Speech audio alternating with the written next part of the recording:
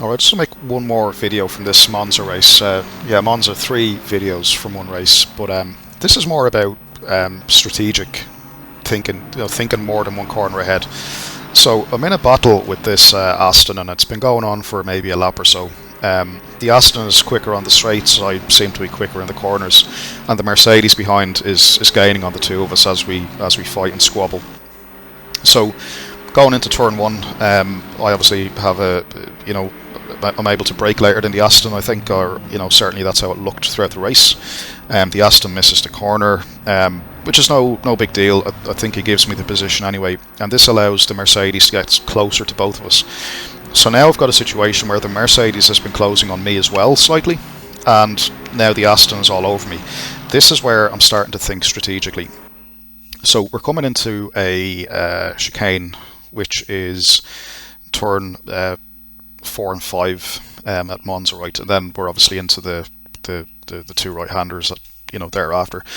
And what I'm trying to do is I purposely put up no defence here, right, because I'm going to allow the Aston basically to put a move on by making a brake late. My focus then will be on a clean exit from the chicane to go up the inside at the right-hander and basically put the Aston under pressure from the Mercedes in the higher speed sections, because that's going to get him to have to defend coming into the slower section up at Ascari. I'll play it on and kind of show you, but you'll see into the chicane I put up no defence whatsoever. I don't even try.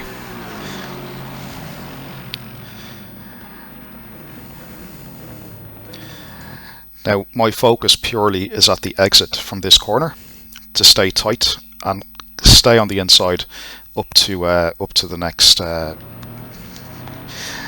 you'll see now what I mean. And this basically has the effect of pushing the Aston back into the Mercedes.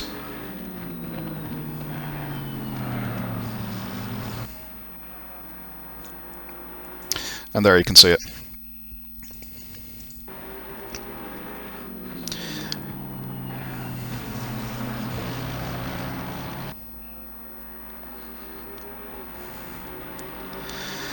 Now the good thing here is that I've got, the reason I made this move, I guess, is because I knew I was getting better exits in this section of the track, and you're kind of sacrificing earlier in the track to kind of decide, okay, when do I want to allow the Aston to make moves, or is there a way that I can prevent the Aston from making moves further on? And at this stage there was like 7 or 8 minutes left in the race. This doesn't always work, by the way. Just a caveat to that one, okay? But I knew that out of pretty much out of most corners, I was getting better exits. The Aston then was getting better straight line speed. The Aston was quicker than the McLaren in this race, and the only way I felt I could defend was by getting a car onto the back of the Aston that could actually cause him problems on the straight. And you'll see here, like, they both stick with me throughout this whole section. It's only coming out of Ascari. I think I managed to slightly start to pull away again, but I have to deal with it up the straight. But again, then I'm thinking out of a decent exit out of the final corner. Again, you can see the speed difference on the straight.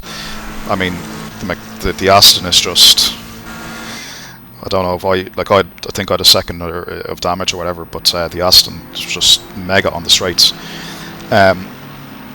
So yeah, again, it's just an example of the way people can, you might decide to think where to set moves up, where you want the car to defend. And actually, here's the onboard. Typically what I do is, to defend into the next chicane, I drift wide kind of to the left because I'm fully in front of the Aston, so I'm entitled to do that. But in this situation, I decide not to. I'm kind of half letting him through, knowing he goes a little bit deeper and I have a far better exit. And this basically has the effect of pushing him back into the Mercedes, which is exactly what I want, and we're on board with the Mercedes now. And you'll see kind of how this plays out from his onboard.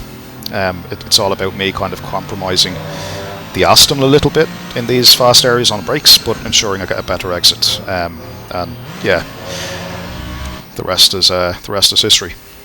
Like I say, this doesn't always work, but it's just an extra tip that you can maybe add into your repertoire. So once you start to understand the tracks and your car's strengths and your strengths, and you've followed a guy for a couple of laps and you've figured out where he might be fast or slow, and if you have a car closing in on both of you, you can use that to your advantage and maybe sacrifice a little to win a little, lose the battle to win the war, sort of thing.